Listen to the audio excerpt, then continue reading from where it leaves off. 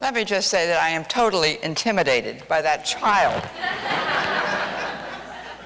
She's probably out-published me at the age of, what, 7? She speaks to hundreds of groups. Could I go back and come later?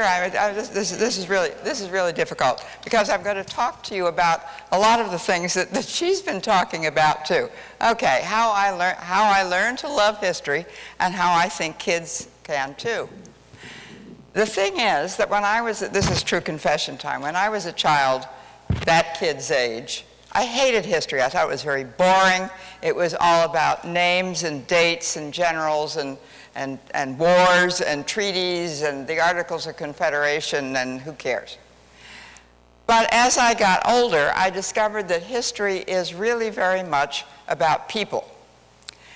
And I found that some of these people were really quite interesting, quite fascinating. And I began to write some books about them. I have written about more than 50 books for kids and young adults. The last dozen or so are about interesting people in history.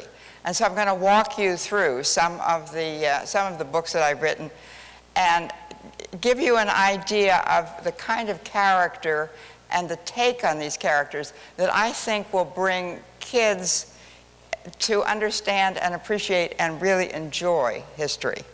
So we're going to start with Cleopatra. Does that show up well? It's hard for me to tell. That's the jacket of my book on Cleopatra. My big problem when I wrote this book was that, well, there are several problems. One is that nobody really knows that much about Cleopatra. We're not even sure exactly of when she was born. The thing I had trouble with was getting the image of Elizabeth Taylor out of my mind. And the one thing I can tell you that we know about Cleopatra was that she probably didn't have green eyes, although I think it makes a great jacket.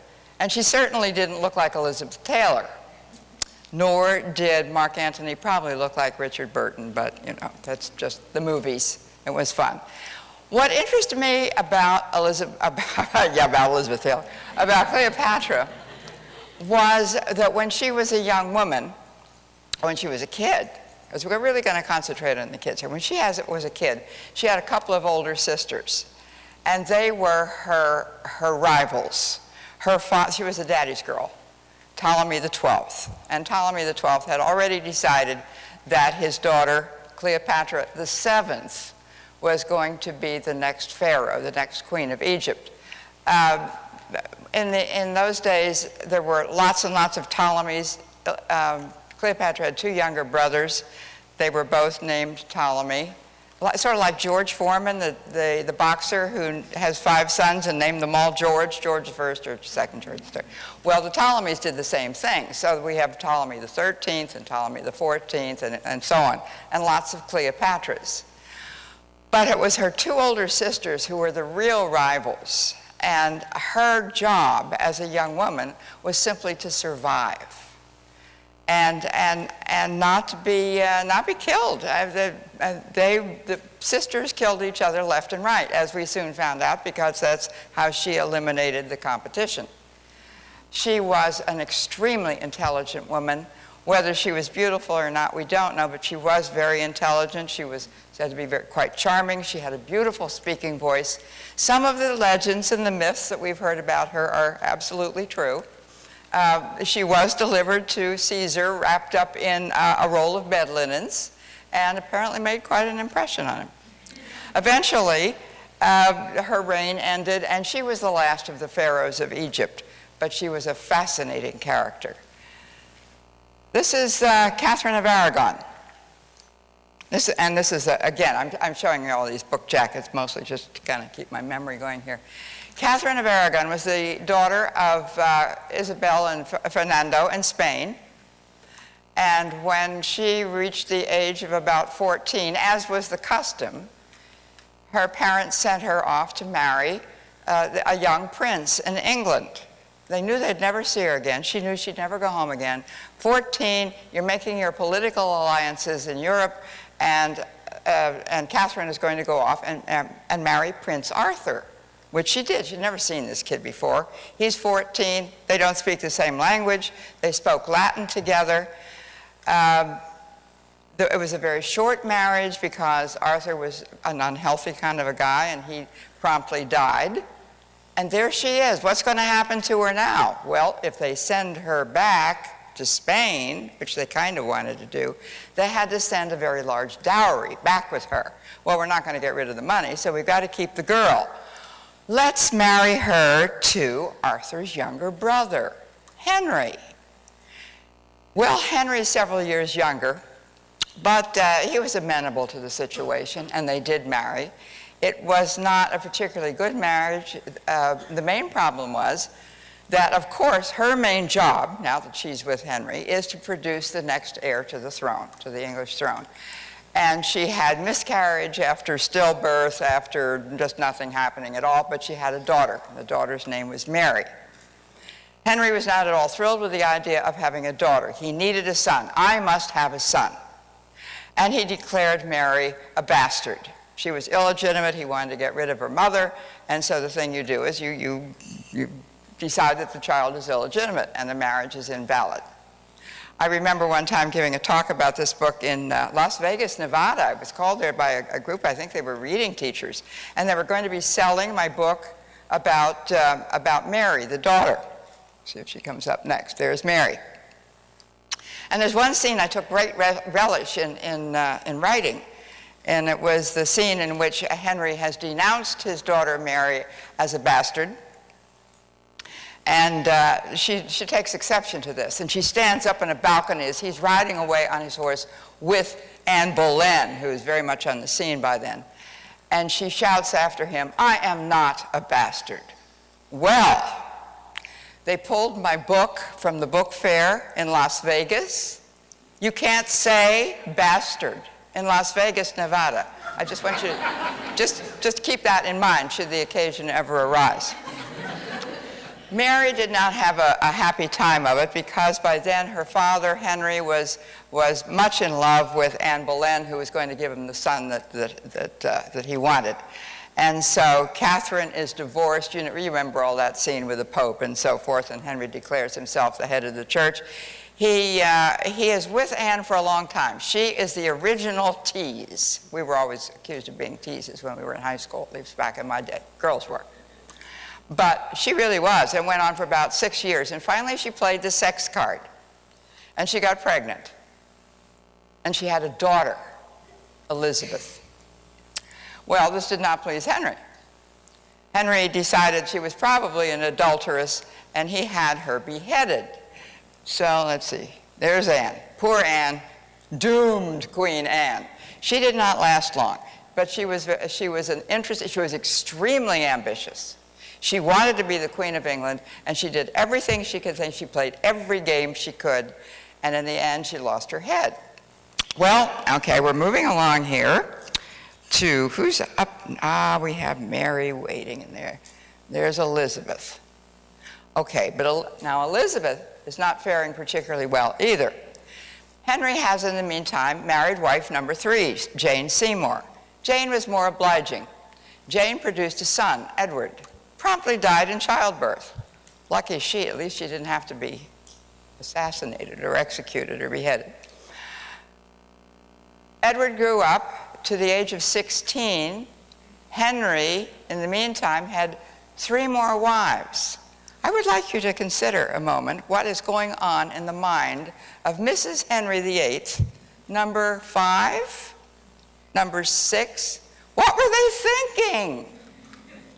I was talking to a group of 7th graders one time.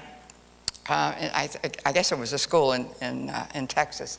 And I was trying to set up my presentation of Mary. And I was talking about Henry. Now, this took place about 15 years ago, so you have to make allowance for the lapse of time here. And I was explaining to these 7th graders that, where am I going with this? That Henry, no, I didn't mention Henry. I said, imagine this guy. He's very tall. He's over 6 feet tall. He's a big, muscular man. He's very athletic. He's very handsome. He's very smart. He's really, really rich. But when he doesn't like his wives, he gets rid of them. He has them killed. Anybody know here who know who I'm talking about? An old 7th grade guy raises his hand, jumps up and says, O.J. Simpson!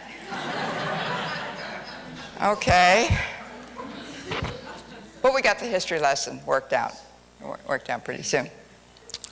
Meanwhile, we have Elizabeth. Elizabeth was a master of manipulation and played a waiting game. Because first of all, you had to have young Edward die of some disease, whatever he died of in that century, in the 16th century. Edward died. Mary managed to ride onto the scene. Whoever expected her to come back, the bastard herself comes back and becomes queen, ruled, was a very unhappy woman. And to everyone's kind of surprise, when she died, Elizabeth, who had been imprisoned and kind of hanging on and thinking, well, you know, when's the end going to come for me? She comes to the throne and lasts a very, very long time. Okay, before we leave the Tudors and move on, let's see, we've got another, meanwhile, another strand is added to the story. And that is Catherine de' Medici. Now, how's she going to come into all this?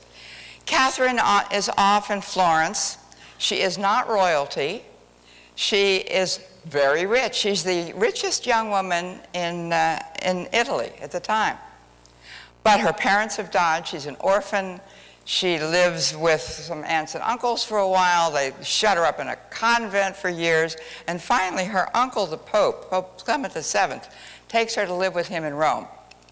And then he did what all the old rulers did. He looks for a husband for her. She, meanwhile, has unfortunately fallen in love with her cousin Ippolito. Well, we got to get rid of him.